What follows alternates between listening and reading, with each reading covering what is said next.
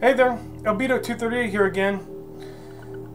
As you probably can't tell right now, but I'm playing some music in the background. It's probably another tradition I'm going to start doing with my videos. Hopefully this will put a little more edge to them. You know, having some pretty cool music playing while I'm doing a video. Anyway, I'm about ready to get to my Wii collection, so let me get on that. First up is Battalion Wars 2. This is a pretty good real-time strategy game. It plays similar to Star Wars Battlefront 2, where you take control of various units. It's pretty good. Some of the controls I think are a little too gimmicky and over, but it's okay. I stopped playing it a while ago. I stopped playing it long ago, but I'm going to try to get back into it one day. Next up I have the Conduit Special Edition. Not the best shooting game in the world, but it's pretty good. I have to say, actually, it's rather good. The use of the All-Seeing Eye, or the ASC, was very unique, and the weapons were very cool. It's definitely not a Halo killer like I think Sega and High Voltage were expecting it to be, but it's good. And hopefully the Conduit 2 will be even better. Next up I have The Blob.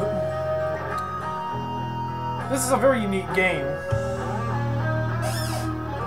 As it combines platforming, painting, and adventure together in kind of like one little package. And it's pretty cool. This camera focus too easily. Anyway, this is a pretty cool game. I'd definitely pick it up.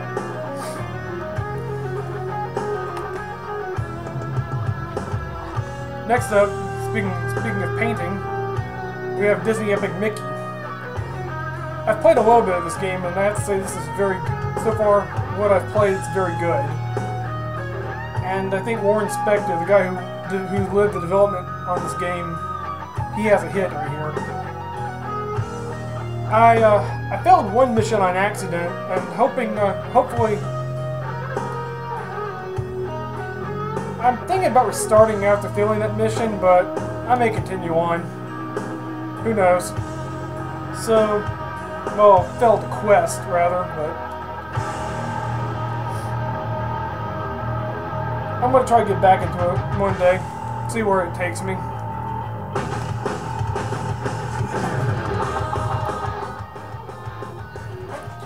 Anyway, next up is Donkey Kong Country Returns.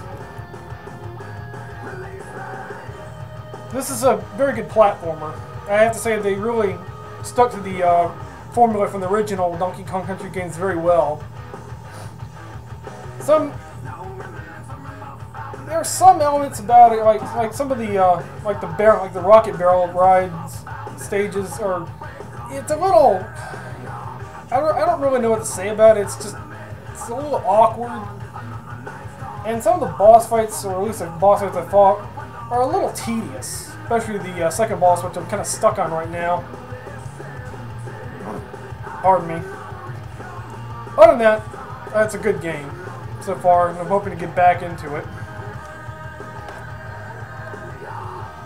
Next up, I think Koei Kitsune 2000 for recommending this game, and that's Endless Ocean. Definitely a nice little game. It's definitely a nice game, you know, it's a very relaxing game if you want to take a break from the aggravation that other typical games can really bring upon you. I think it's definitely a great change of pace, and I would definitely recommend this. And to Koei Kitsune, thank you.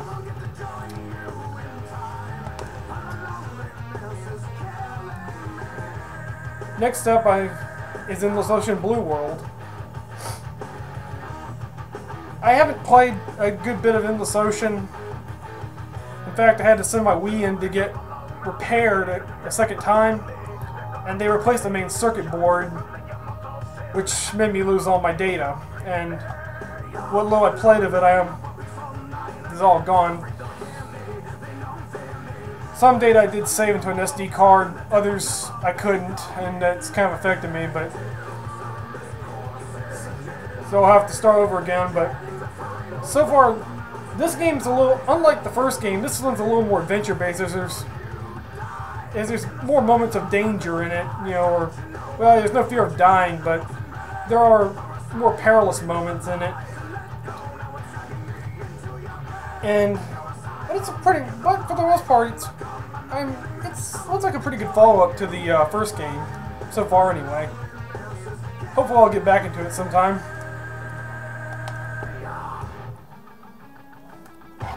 Next up is Fire Emblem Radiant Dawn.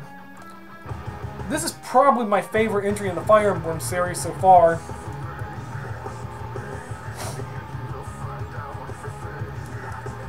I like the fact that they added double promotions to characters, you know, so you can promote 2 times. And the challenge is definitely higher. And it's a lot more fun, you know, the battles are a lot more epic. It's, you know, being a direct sequel to Path of Radiance, this is definitely an improvement in every way. If I had to say one complaint about it, I don't like the support system as much as the other games. Now, the one cool thing is at least all characters can support with one another, but what was special about the support system from the past games is that it felt that the supports felt were special and that they had, and each character had a special connection. You know, certain characters had special connections, and it made their relationships very interesting. You really don't even get that. I mean, you get that only with a few characters, but that's more story based.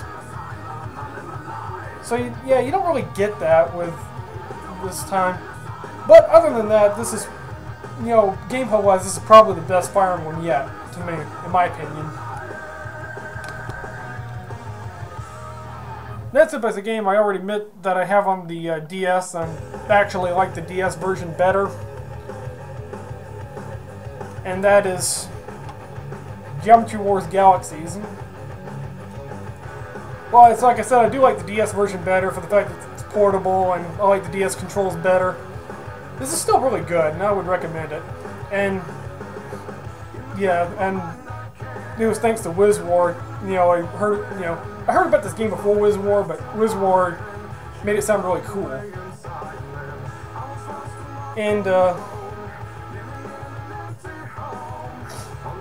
so it's a really good shoot 'em up. And the reason I got both is that you need both in order to unlock a special system. So you can unlock some extra maps to play on. And that's kind of good, you know, at least get some extra content, whatever you can get. So anyway, recommended. Next up is GoldenEye 007. I haven't played much of this game yet, and I only got this game because people like the original GoldenEye in 64, even though this is said to be a different game. I guess I'm not the biggest first-person shooter fan out there, even though I did like the Conduit. But yeah, from what I can tell, it's pretty good so far, anyway.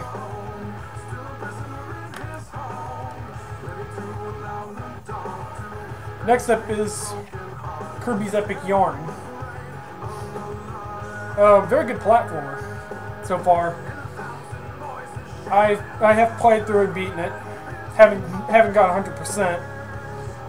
The fact you can't die in this game is kind of a dampening feeling, you know, kind of dampens the challenge that the other Kirby games had. Kirby games aren't known for really being all that hard, just kind of annoying at times. And a little unforgiving, but the challenge is, but you don't get that. This is still worth owning, if not, you know, if anything for the graphics, which are some of the best, as K-Wing has pointed in his review of this game. And yeah, overall, recommended. And finally, there's another game I'd also highly recommend, and I'm glad I got to try out. That is Piniella. If you never got to play this on the PS1, you know, if you're like me, you never got to play this one back when it was on the PS1, you really have no excuse not to try this game out. The platforming is great. You know, the combat system is great. You know, it's very unique, and it just works out so well. You know, it's just very, yeah. Let me try to say that again. It just comes together so smoothly, and in every way.